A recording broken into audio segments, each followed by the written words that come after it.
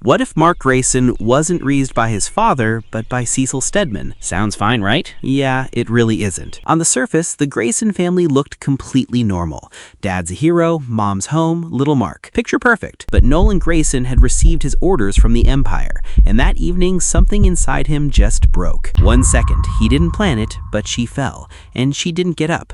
Just like that, everything ended. Mark was 8. He stood in the doorway and he saw everything, every single detail. You don't forget something like that, ever. Omni-Man looked at his son and flew away, said nothing, just left him standing there alone. He didn't cry. An 8-year-old kid just lost his mom and his dad in under a minute, and he just sat there. Cecil Stedman arrived 12 minutes later, saw the hole in the ceiling, saw the boy, and made a decision that would change everything. Cecil crouched down in front of him, said, "My name is Cecil, you're safe." Mark didn't even blink. That same evening, they brought him to GDA headquarters. New place, strangers everywhere, and that same image in his head he couldn't turn off. That night, Cecil sat staring at the file, half Viltrumite, 8 years old, no parents. This was not part of any plan. 3 days in a row, Cecil brought breakfast and tried to talk. 3 days in a row, Mark said nothing. Cecil didn't stop trying. At night, he didn't sleep, just lay there staring at the ceiling, replaying that 1 second over and over, every single night. Every night, Cecil checked on him, couldn't explain why, even to himself, just looked in and left. At 10, the powers showed up, and you know what Mark did first? Went straight to Cecil, on his own, no questions asked. Cecil brought in the best: combat, tactics, power control. Mark never missed a single session. After training, he stayed alone, worked out for 2 more hours. Cecil asked why once. Mark just shrugged. Cecil never asked again. Evenings, Cecil cooked, never made a thing of it, just put a plate down and sat nearby. That was their version of normal. At 14, he was already thinking about things teenagers shouldn't have to. He remembered every word from every briefing, every threat. At 15, Cecil ran him through his first real briefing: threats, targets, protocols. Mark listened and didn't ask a single question. At 16, Cecil gave him his first real assignment. You know how it usually goes: nerves, adrenaline, shaky hands? Mark had none of that. First mission: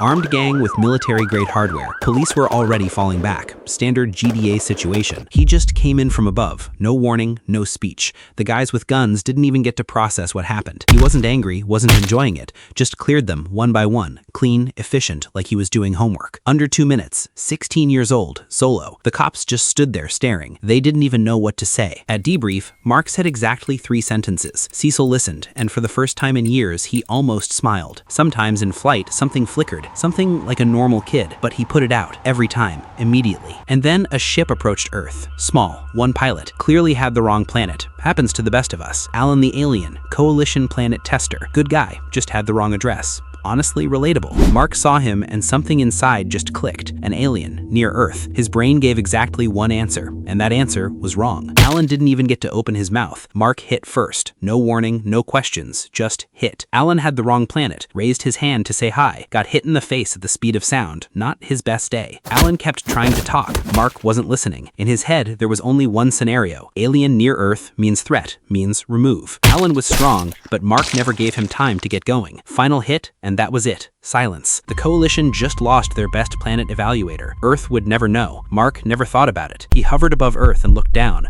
No regret, no doubt. Threat eliminated. Done. Cecil got the report, read it, sat quietly for a long time. He raised this, he built this, and now he was looking at what that actually produced. Cecil asked why. Mark answered, alien near Earth eliminated the threat. Pause. Cecil didn't argue. That night, Cecil sat thinking about one thing. He wanted to build a weapon. He built one. The question was different now. Was he still in control of it or not? Mark went straight back to training. No extra thoughts, no regrets, just the next level. It was always just the next level. At 18, Mark became a full GDA operative. Not a trainee, not a ward, an operative. The next 2 years, nothing but missions. He didn't rest, didn't ask for days off, just worked. And then Eve showed up at headquarters, new recruit. Cecil brought her in personally, and she was different. She said hi first, just like that. No reason. Mark stopped. He genuinely didn't know what to do with that. She talked a lot about everything, nothing important. Mark listened and didn't stop her. It felt strange, in a good way. They'd sit on the roof sometimes, saying nothing, just looking up. Mark didn't understand why he liked it, but he did. Cecil saw the footage, said nothing, then closed closed the screen. It wasn't a threat, it was the first sign that Mark was still human. And somewhere in space, a ship was heading for Earth. On board, 2, Omni-Man and Conquest. This was not a visit. Cecil got the signal at 3 in the morning, stared at the screens for a long time,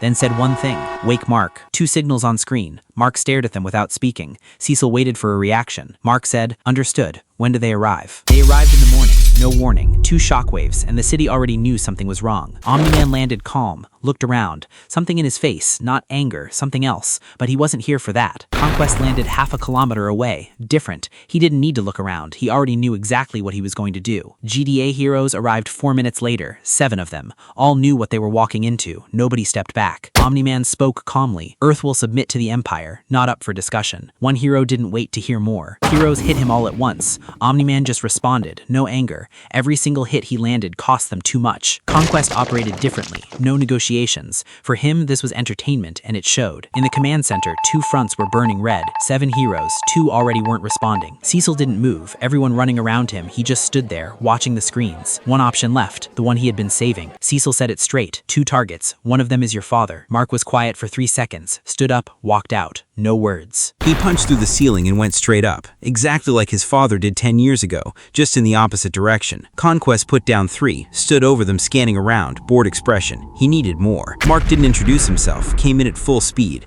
Conquest managed to turn around, and that was all he managed. Conquest was stronger, but Mark never let him open up. Hit fast, moved, hit again, never gave him a second. Conquest sent him through a building. Mark rose from the rubble and smiled. That was a bad sign. Eve went down and didn't get up. Omni-Man didn't even look. The last hero standing looked at her and raised his fists anyway. He caught a glimpse of her going down. One moment, and something inside him, the thing he had kept locked for 10 years, shifted. Conquest noticed it first. The fight changed. Mark was different. Not faster, not more precise, just different. And that was worse. Conquest was defending for the first time in the entire fight. Mark didn't stop. Every hit harder than the last. Conquest was down and not getting up.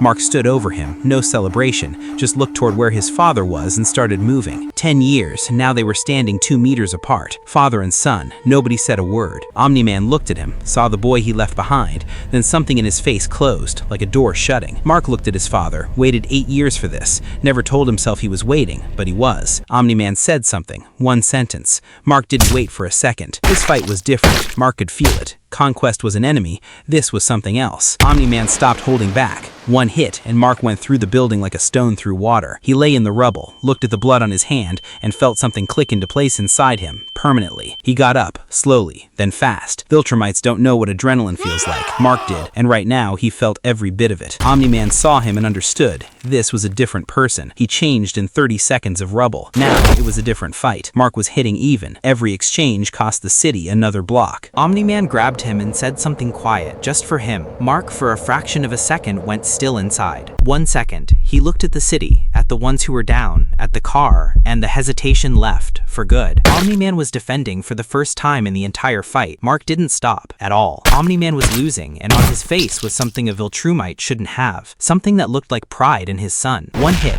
the last one. Mark put everything into it, all 10 years at once. Omni-Man looked up at the sky. There was no Viltrumite, no agent left in his face. Just a man for 1 second. He stood over his father, looked down, and felt nothing. Nothing at all. That was the scariest part. From above, it looked like 2 scars carved in the city, and in the middle of one, a small dot standing still. That was Mark. Cecil stared at the screen for a long time. Threats eliminated. Earth protected. This was a victory. Somehow, it didn't look like one. He walked, didn't fly, just walked through the rubble and looked ahead. Nowhere specific, just forward. After all of it, he went back to his room, sat down, and just sat there. An hour, maybe 2. Nobody was counting. While Mark sat in his room, Cecil was already in the lab. He always thought 1 step ahead. Sometimes that saved people, sometimes it didn't. The program had existed for 2 years. Mark didn't know. Nobody knew except Cecil and 3 people in that room. Cecil looked at the faces of the dead, not as people, as a resource. He wasn't a monster, he just thought differently. That's almost the same thing. The technicians did their work, didn't think about what it was. They were paid, they were told it was for Earth's protection. That was enough. Cecil ran the debriefs like always, watched Mark,